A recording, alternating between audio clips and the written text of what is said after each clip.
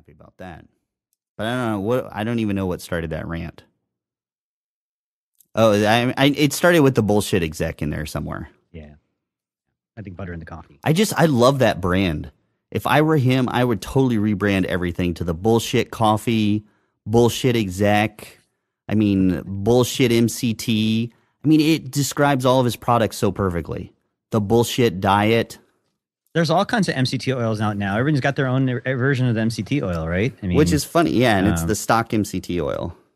Except for his neuro one that's basically C8. Oh, the brain octane, right? Yeah, which I really wish he would have done some study. He would have actually looked at research on the C8 because A, it doesn't have the brain octane properties that he claims, but B, that's actually the dangerous MCT. That is the one you do not want to be ingesting in large quantities. It can screw up membrane function if it's incorporated into membranes. It has lipid effects that are not positive. I mean, that is the one you don't want to take a lot of.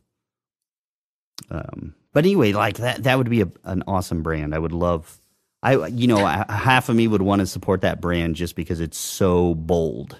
You're just being honest. Like, this is the bullshit diet. This was all the stuff. Oh, go ahead. I think my podcast is going to be pulled tomorrow. Yeah, it's just yours. You think so? I'm just kidding around. No, I don't know. I've actually gotten like 4 new patients in the last week from that podcast I did with him eons ago almost. Oh, so. Yeah.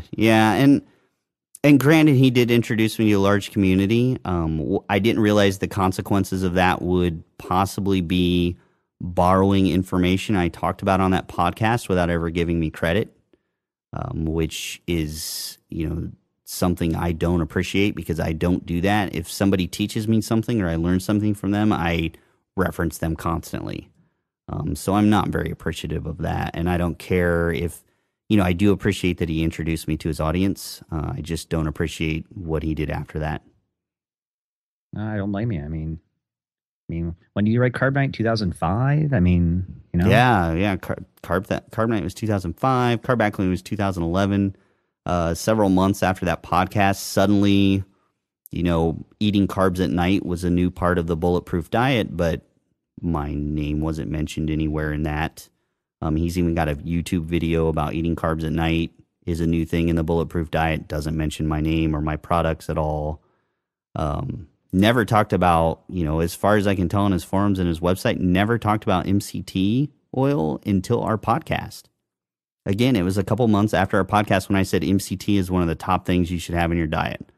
Like, he ran with that.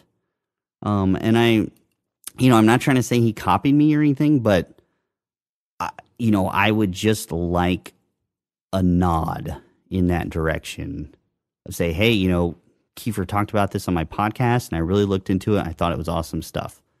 Like, how many times have I said that about the guests on our show? Yeah, definitely. I mean, it's just, I would look at it as mutual respect. So, yeah, well. So yeah.